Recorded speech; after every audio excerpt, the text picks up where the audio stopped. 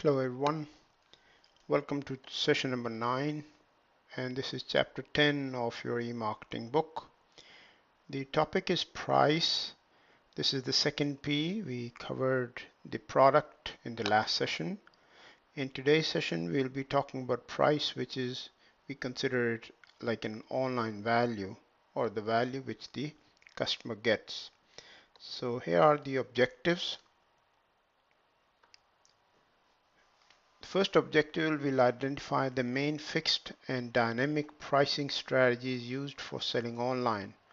Of course, we'll define the dynamic pricing and we'll see how they could be used online. Discuss the buyer's view of pricing online in relation to the real cost and the buyer's control. Highlight the seller's view of pricing online in relation to the internal and external factors. Outline the arguments for and against the net as an efficient market, and finally we'll describe several types of online payment systems and their benefits. So before we move along, let's have a look at this video case, which I would recommend you read it carefully. This is on page 242 of your text.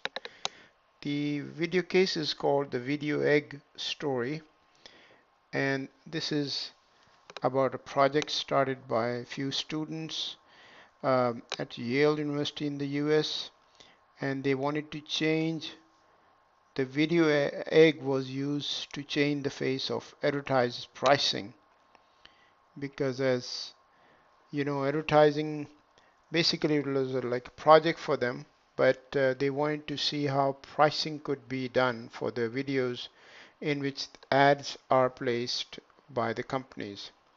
So the Video and Rich Media Advertising Company, this was founded in 2005.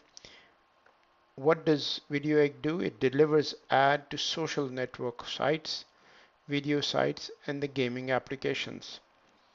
Video Egg created ad frames which allows video viewers to roll over and watch ad-sponsored content.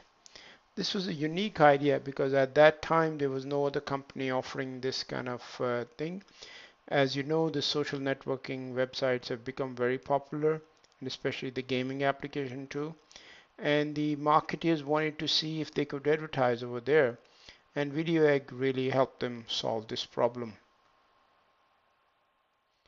So online advertising is bought and sold on the impressions or the cost per million, which we call it, okay? But it's basically cost per thousand views or a pay per click model. Now these are two different models, in which case either you pay a fixed price and say here's a cost for 1000 views, or the other one would be we will only pay you if the customer pays, if the customer clicks on that ad. But Video Egg came up with a different idea. In contrast, Video Egg charges advertiser based on the user engagement or the rollover action with the ads. So they would be charging their companies, the advertisers, based on how many viewers or game players or the social engagement people they would roll over that ad and start playing, and in this case they would be charging them a certain fee. Their innovating pricing scheme was only 75 cents for the rollover, and this was going to be split 60-40 with the media site owners. So they would be charging 75 cents from the advertiser, out of which they'll keep the 60% and pay to the 40% to the game players. So it was a good incentive for the game, not the game player, but the game companies. It was a good incentive for those the media site owners also to work with Video Egg. It became quite successful because once you read this, you will see that this has become really popular, because now the Video Egg is earning about $1 million a month from these media sites. It's a good thing that video egg owners are innovative and quite quick because Google announced the month prior to the video eggs launch that its AdSense program is also available for videos using the CPM pricing model. So they were the first one to enter that market, but as you can see, this gives us a good example on how you could use the pricing model and share it with the media site owners, and in the end creating value for not only the customer but also for the advertisers. Pricing, as you know, is the sum of all the value that the buyers exchange for the benefits of a good or a service. Internet has really changed the pricing strategies.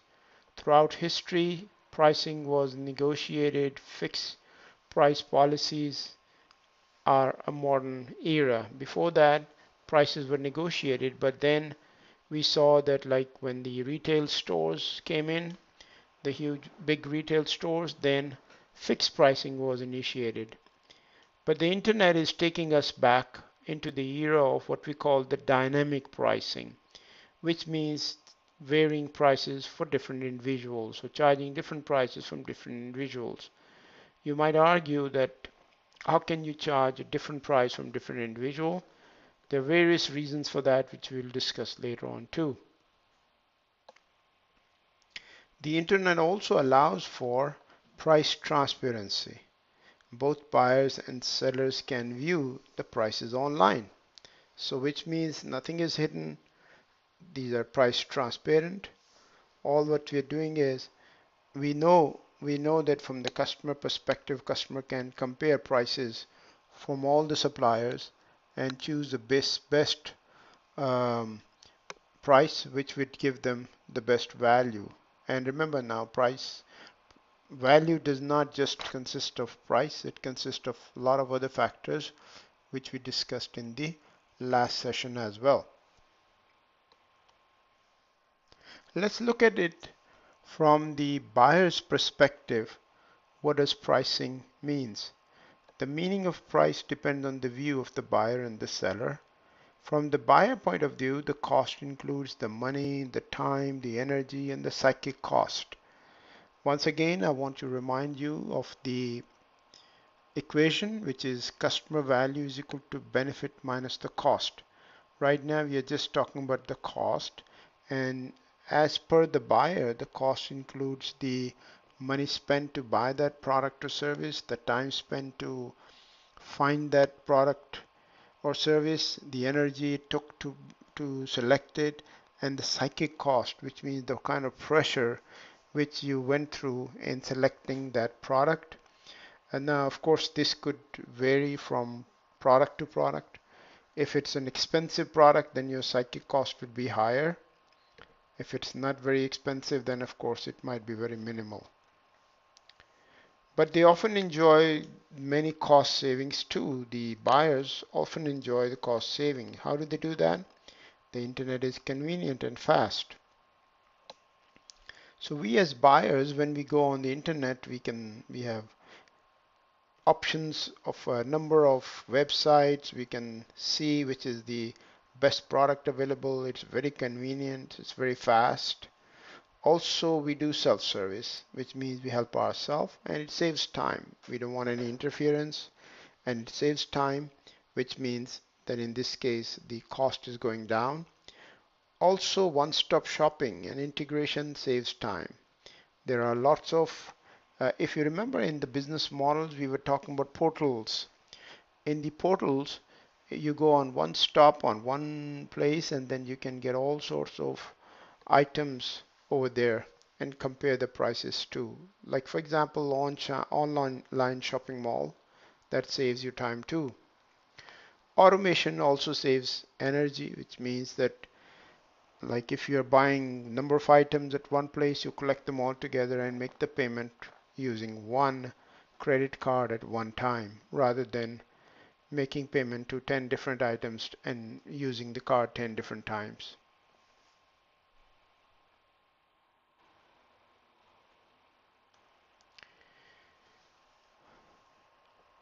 We all know that due to the recent advances, the buyer is in control. The shift of power has transferred from the seller to the buyer because of tough competition, and this affects the pricing strategies as well.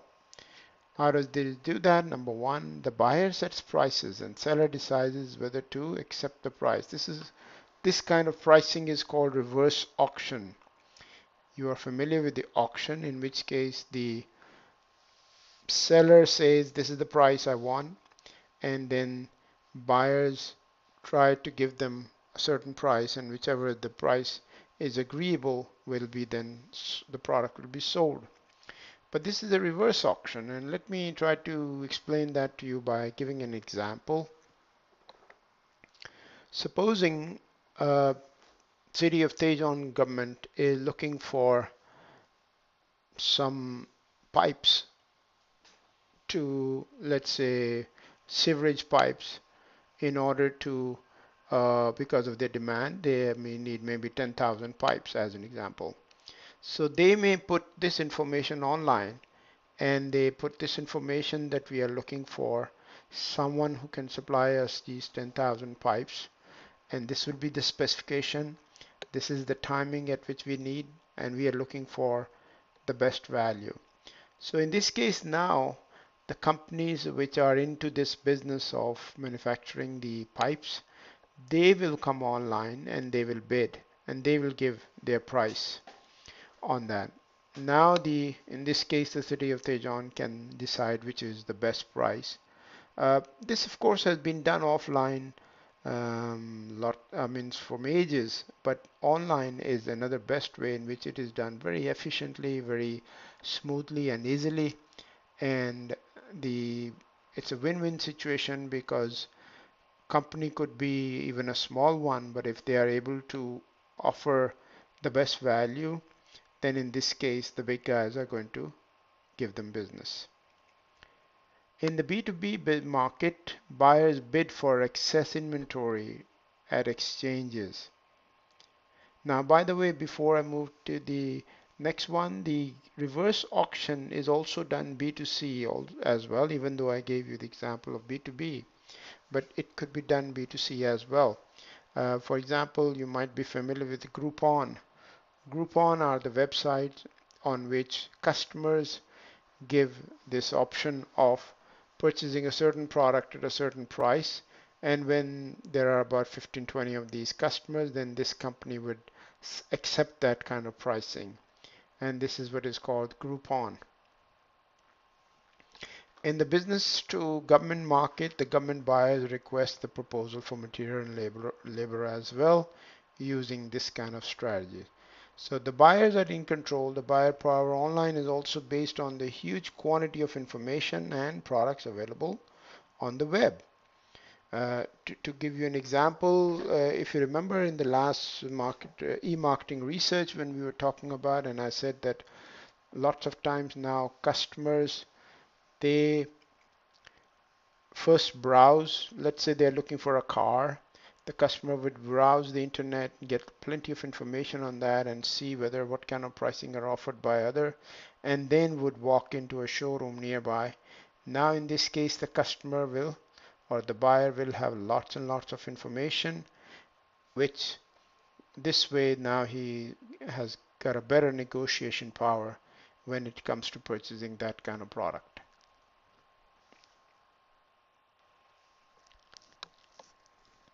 Now let's look at it from the seller perspective. That was before from the buyer perspective. The seller perspective includes the internal and external factors which might decide which price to ask.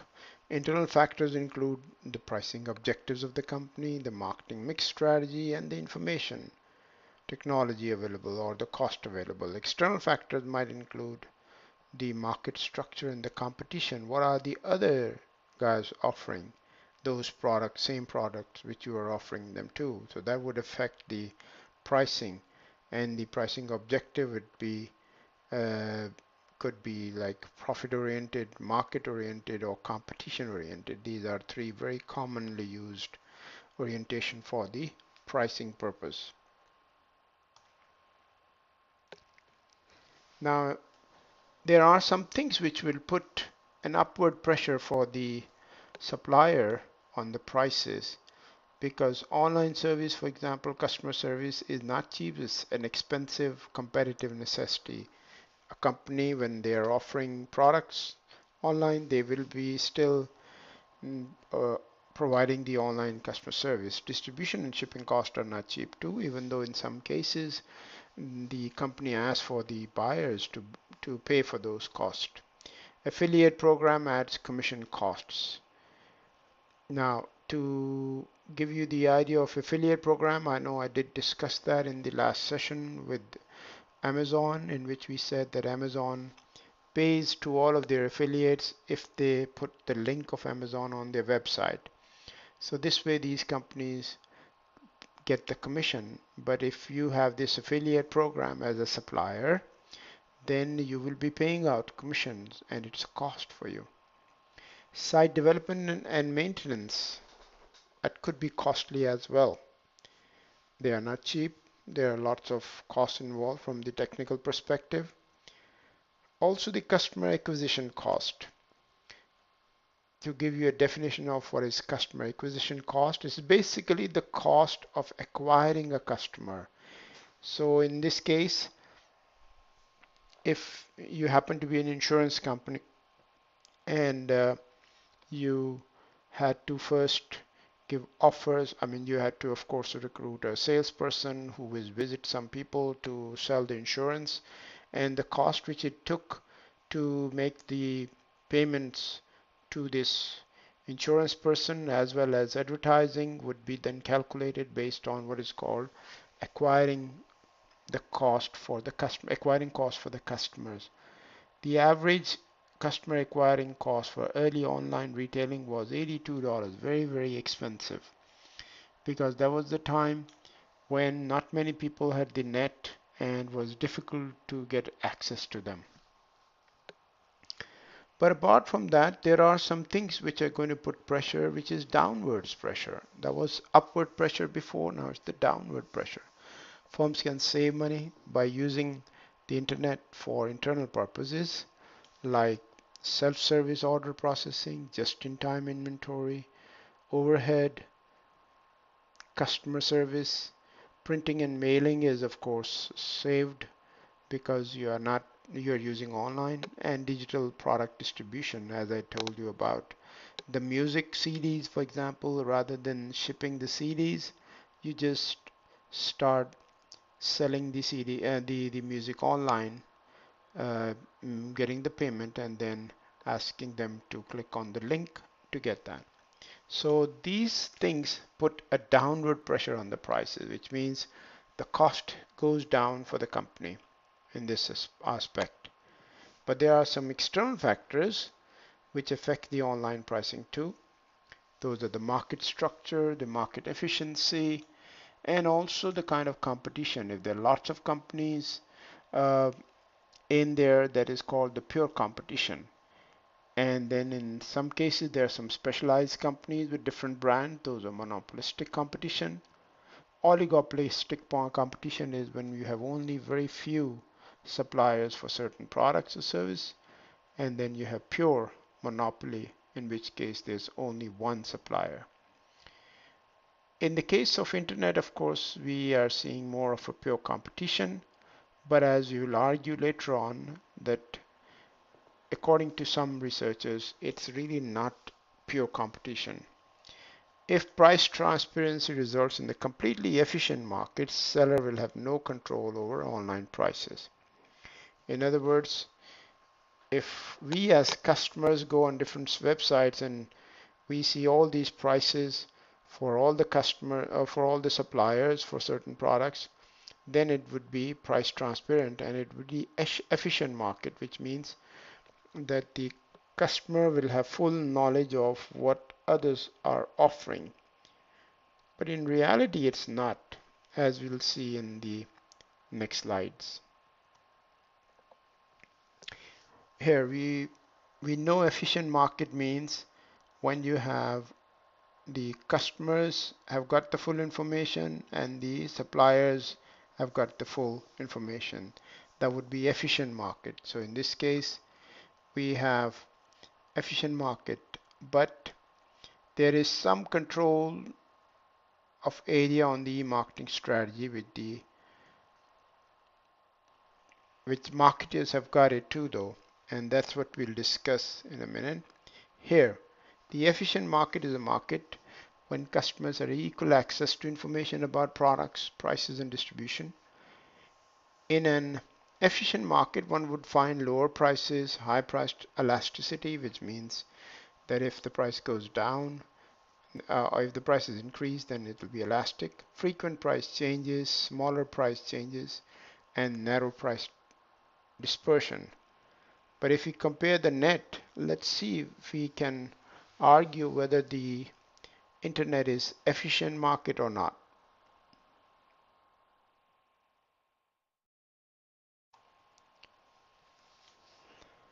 External market factors place downward pressure on the internet prices and contribute to efficiency. For example, the shopping agents, as we mentioned before, high price elasticity, the reverse auctions, I explained that to you, tax-free zones, the venture capital, the competition. These are, generally speaking, we are talking about offline as well as online. But when we talk about the online, now the question is the internet an efficient market? The internet does not act like an efficient market regarding the narrow price dispersion. In the two studies found that greater price spread was found on online purchase than the offline purchase, which means that you could find products which are very expensive and products which are very inexpensive as well. Because if it was an efficient market, then you would not find the price difference to be that much. Price dispersion may occur because many buyers do not know about or use the shopping agents. This is why the prices are dispersed. So same products you could find. I mean, to give you an example, online, if you want to purchase online ticket for flying, uh, and if you were to get the ticket, you'll be surprised to know that maybe while you're flying, the person sitting next to you might have paid half the price for the ticket compared to you. The only reason for that is that maybe that person had good access to the information or was able to grab a good deal at the right time. That's the reason why we feel that the net is not efficient. There are some reasons also for that. Here is the price dispersion, which might relate to the strength of the brand.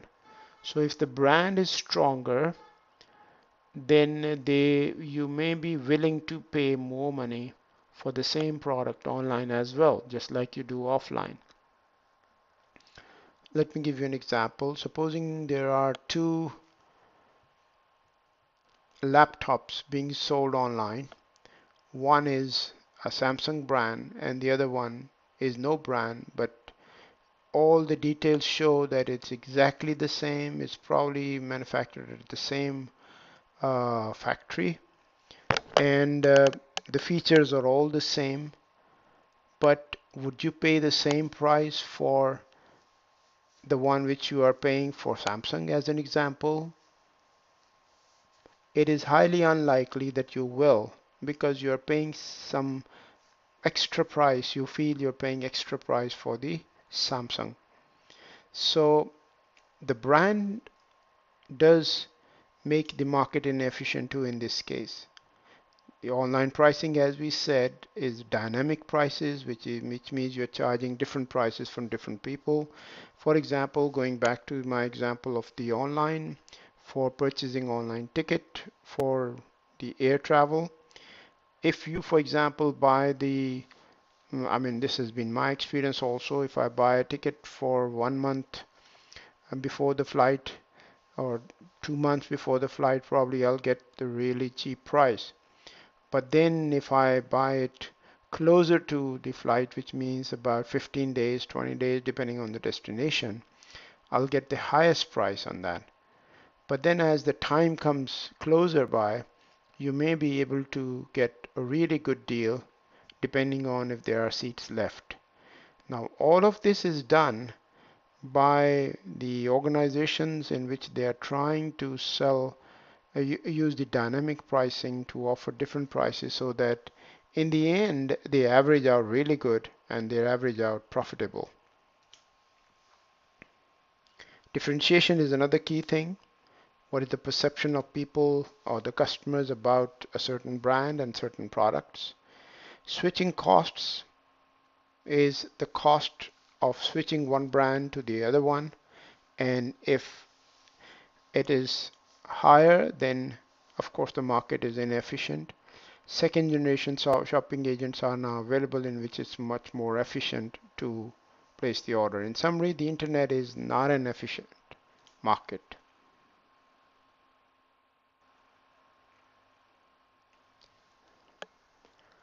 One other area in reference to pricing is the payment options though. Uh, Initially, when the internet started, it was a big problem trying to collect the money online.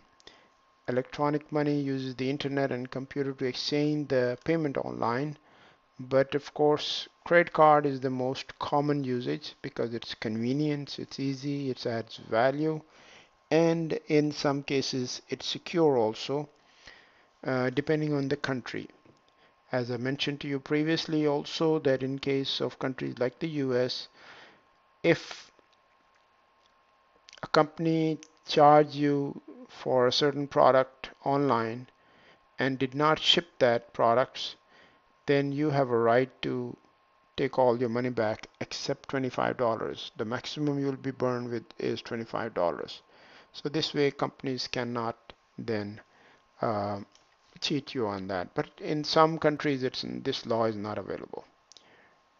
Offline e-money payments include the smart shipped or payment by cell phone. Also, these are becoming very common now, especially for those who don't want to pay credit card, or especially for in countries where the credit card uses is not much. The payment by cell phone and the smart chips are becoming quite common. In countries like Korea, as you probably know, we discussed that before about the Gmarket. When you order some products by Gmarket, then in some cases they give you the option that you go and deposit in a bank and then the goods will be delivered. For one-time payment, PayPal has become the world standard for over 84 million accounts worldwide. PayPal is another good way of sending money. Uh, you see, the whole idea was what we call the micropayment.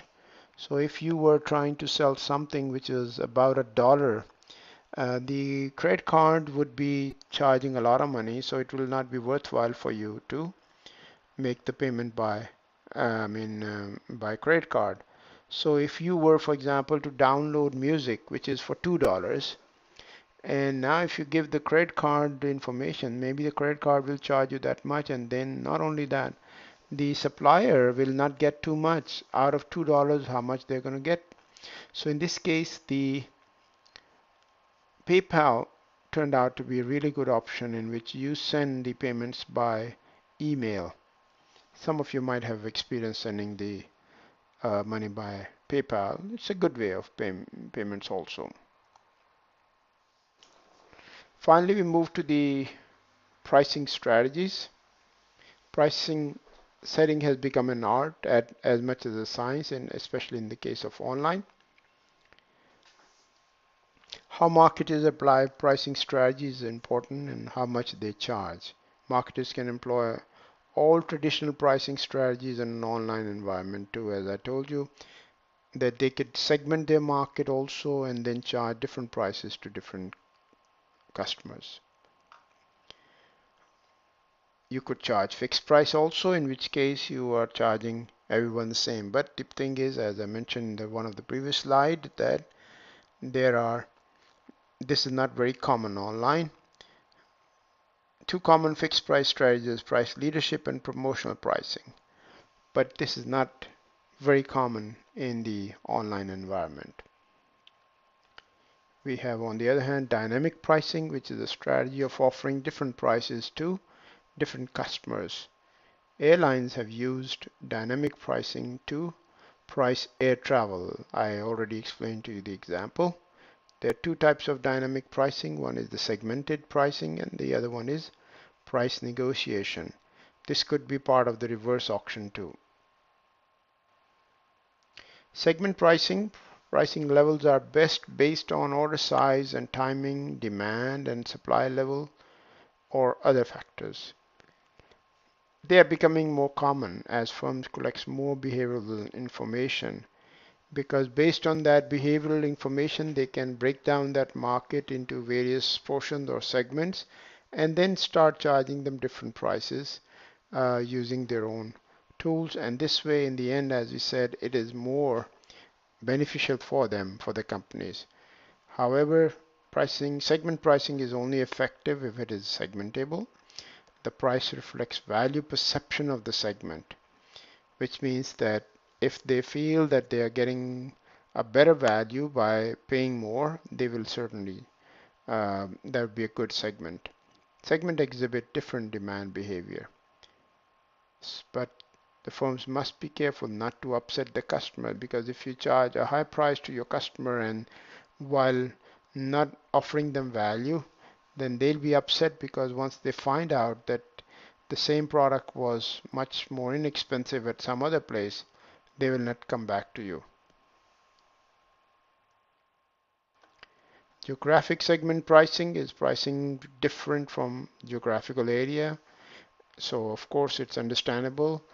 It varies from country to country, and because of the tax reasons or whatever, or maybe based on the competition, you might be charging different prices. It may reflect higher cost of transportation, tariff, etc.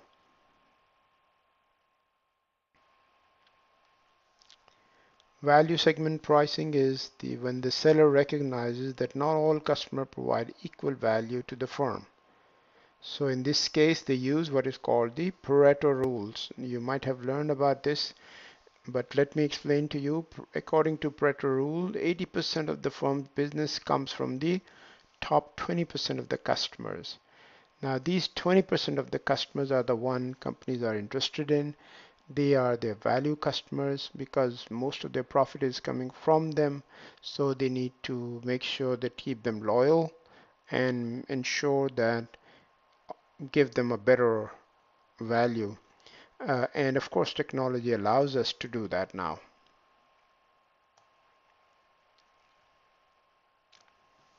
These are some of the various customer value segments, in which case we are seeing at the top, which is the loyal customers, and this is based on that same ladder in which we have advocate right on the top. We learned that in the product strategy as well. Finally, the negotiated pricing and auctions. Through negotiation, the price is set more than once in the back and forth discussion.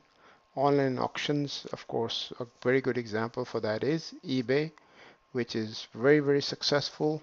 Same way we have websites in China, Alibaba or others, they are very successful. They utilize the negotiated pricing. In the C2C market, like consumer to consumer, trust between buyers and seller is very important issue. That is why eBay became very successful, because on eBay you have C2C going on. B2B auction is an effective way to unload the surplus inventory as well. A good example for that is Caterpillar. In the case of Caterpillar, the earth moving equipment or the cranes, what they do is at the end of the year, they would put the list of the surplus inventory and then they would do the auction, in which case whoever provides them the best price, they will sell them. The idea behind that is it's the end of the year and they want to get rid of their inventory, which is mostly the parts. On the other hand, those companies which are using their equipment, they'll be needing parts throughout the year. so they can make some investment and get a good deal to store those kind of parts in there too. Okay. So this should do for the pricing strategies. Please make sure to read the chapter. I've gone through most of the details on the in the chapter. So feel free to write me if you have any issues. On the payment options, though, I did not go too much into detail as far as the various technologies available. I didn't want to confuse you on that. And also the fact that those are changing. So nothing to worry about that one too. Okay? But if you have any question, feel free to send me an email. Until the next session, which will be on the third P of the marketing, which is the distribution or the promotion or the place, uh, we will get back to you on that. Thank you and have a good day.